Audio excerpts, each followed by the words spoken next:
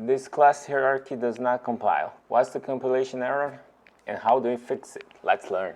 Hi, Marcel from Objectus. I have an extends Java file here with the code I showed you before. It declares the outer inner hierarchy at the bottom, and at the top it declares the extends class, which extends the class called inner, which happens to be an inner class. Straightforward, right? But when you try to compile it, it fails with this error message. An enclosed instance that contains outer.inner is required. Let's get back a little. When JavaC compiles this Java file here, it generates two class files equivalent to this code here, meaning two top-level classes. And notice the parameter in the constructor of the inner class. I recorded a video on nested classes in general and inner classes in particular, where I discuss this in greater detail. And in the video I explained that in order to create an instance of the inner class, we must first provide an instance of the outer class, as required by the constructor. So any class extending an inner class must also provide an instance of the outer class. In other words, the subclass must invoke this constructor here. But something like this does not work, because at the language level, this class does not declare a constructor which takes an outer instance. In any case, let's try to compile the code I just showed you, and it raises the same compilation error as before.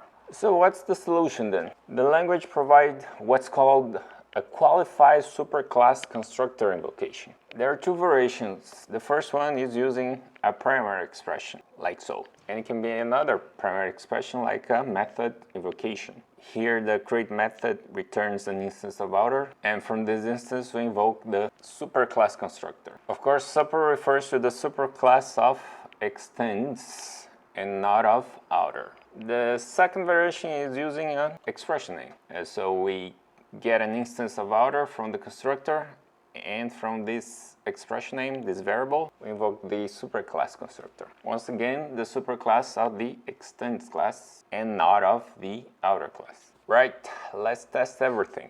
I have the outer inner hierarchy at the top. The first extends example uses a primary expression, a class instance creation. The second one also uses a primary expression, in this case a method invocation. And the third one uses an expression name.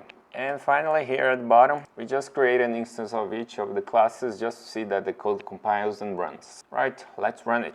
And we see 1, 2, 3, printed the default two-string implementation of each of the classes. And what if the constructor of the outer class declares a parameter? So I changed our code, so the outer class now declares a field named name, which is initialized via the constructor. And the inner class refers to the field via the two-string method.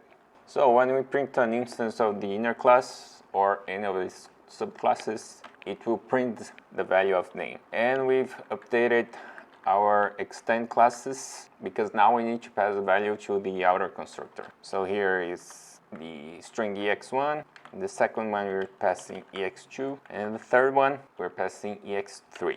Right, let's run it. And we see 1, 2, 3, which are the values we pass through the outer constructor. Cool, right? I hope you enjoyed this video. I hope you learned something new and interesting. And that's it. See you in the next video. Bye.